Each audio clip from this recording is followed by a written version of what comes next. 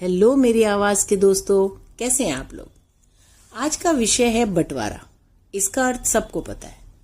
हर घर में एक वक्त आता है जब इसका इस्तेमाल होता है। ज्यादातर मैंने देखा है जब भी बंटवारा होता है वहां भाई बहनों में दूरी आ जाती है, भाई भाई में दूरी आ जाती है। बचपन से एक घर मुझे बहुत पसंद था, मतलब उसमें रहने वाले लोग। कमाल की बात यह है, उस घर में बचपन से जिन्हें मैंने इतना प्यार से एक साथ रहते देखा, अच्छा व्यवहार करते देखा, छोटे बड़ों की इज्जत करते देखा। कुछ सालों पहले जब मैं उनसे मिली थी, सब बड़ा सुंदर था उनके घर में। और कुछ सालों बाद वही लोग जो एक साथ बैठकर ठहाका लगाया करते थे, अब एक दूसरे की बुराई करते नहीं थकते। और जब मैंने जानने की कोशिश की ऐसा क्यों हुआ और कैसे, तब पता चला बंटवारे के बाद ऐसा हुआ।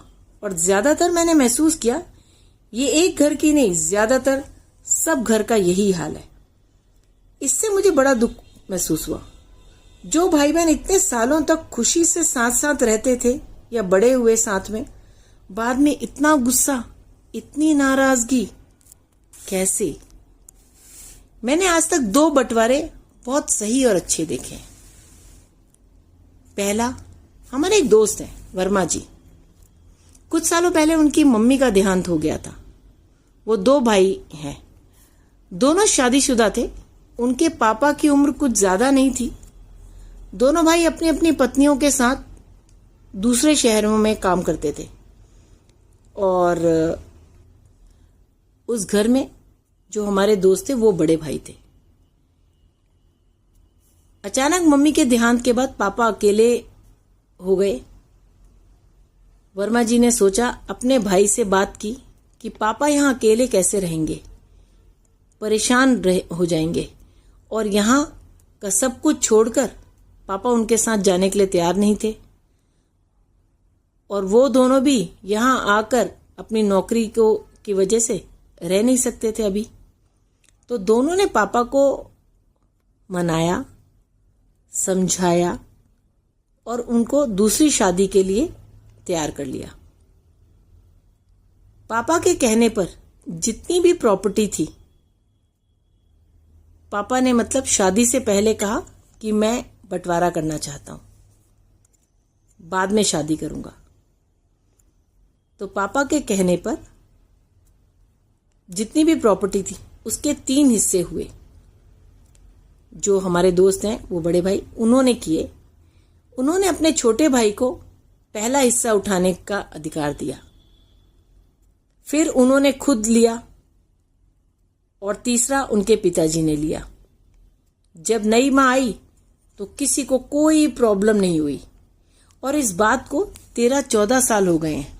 उस परिवार में इतना प्यार है।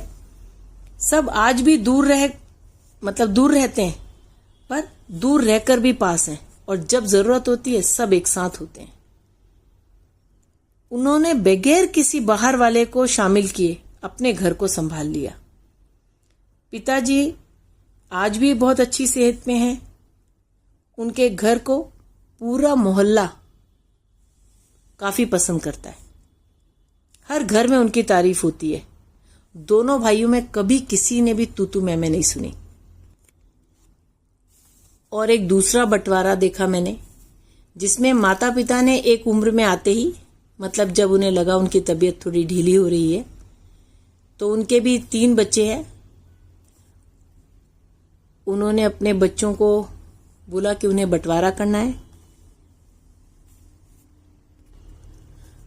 उन्होंने अपनी सारी प्रॉपर्टी के 4 हिस्से किए और एक एक कर सबको दे दिया। चौथा हिस्सा उन्होंने अपने लिए रखा। उनके भी बड़े बेटे और बीच वाले बेटे बाहर रहते थे, दूसरे शहर में। छोटा बेटा उनके पास रहता था। तो उन्होंने कहा, जब तक हम दोनों में से एक भी है, ये जो हमारा हिस्सा है वो हमारे पास रहेगा और हमारे बाद वो छोटे के पास जाएगा, क्योंकि छोटा ही माँ बाप को ज्यादा समय देख रहा है। और जब हम दोनों में से कोई नहीं रहेगा तब घर छोटे को मिलेगा और जो भी हमारा बैंक बैलेंस होगा और जो सोना हमने अपने लिए रखा है वो तुम तीनों की जो बेटियां हैं, और तीनों को एक एक बेटियां थी, तो उन्होंने कहा पैसा और सोना तीनों बेटियों में बराबर में बांट दिया जाए। तीनों ने प्यार से मान लिया।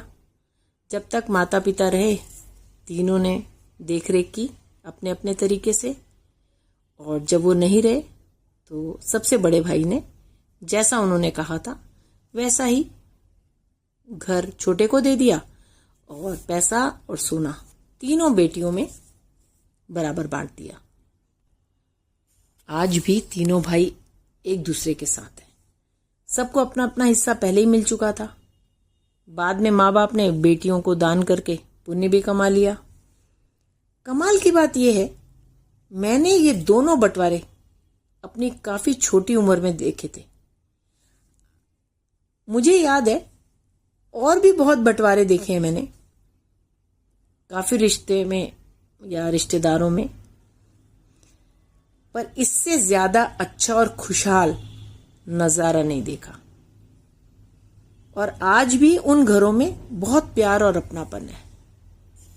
उनका अपनापन, प्यार सोचिए मुझे आज इस उम्र में भी याद है। मेरी हर माता पिता से विनती है, अपना धन अपने हाथ से समय रहते अपने बच्चों को दे दीजिए और अपना हिस्सा रख कर, मतलब अपना खर्चा पानी निकालने के बाद एक हिस्सा अपने पास रखिए और बाकी आप अपने बच्चों को दे दीजिए। और इसका अपने बच्चों के साथ बैठकर निर्णय लीजिए। सब बच्चों के सामने सब कुछ क्लियर रखिए। इससे उनमें कभी किसी प्रकार की लड़ाई नहीं होगी। उन्हें जो भी शिकायत करनी होगी वह आपसे तभी करेंगे। आपस में उनके बीच में लड़ाई झगड़ा नहीं होगा। आपस में उनके बीच ऐसा करने से प्यार बना रहेगा। और मुझे लगता है माँ बाप अपने बच्चों को जोड़कर रखें, या मेरा कहने का मतलब है माँ बाप विरासत में उन्हें जायदाद में धन दें या ना दें, इससे ज्यादा जरूरी है हमेशा साथ निभाने और साथ में खुश रहने का मंत्र जरूर दें। क्योंकि माता पिता के जाने के बाद जो भाई बहन हमेशा साथ रहते हैं उनकी समाज में भी बहुत इज्जत होती है और वो बहुत मजबूत भी होते हैं और हर तरह से उनकी तारीफ होती है। प्लीज जो लोग इस दौर से गुजर रहे हैं इस बात पर गौर करिएगा। अगर आप अपने बच्चों को हमेशा खुश देखना चाहते हैं तो ये आपके निर्णय पर निर्भर है। सोचकर समझकर समय रहते निर्णय लीजिएगा ताकि आपके बच्चे आपके जाने के बाद भी हमेशा एक रहें।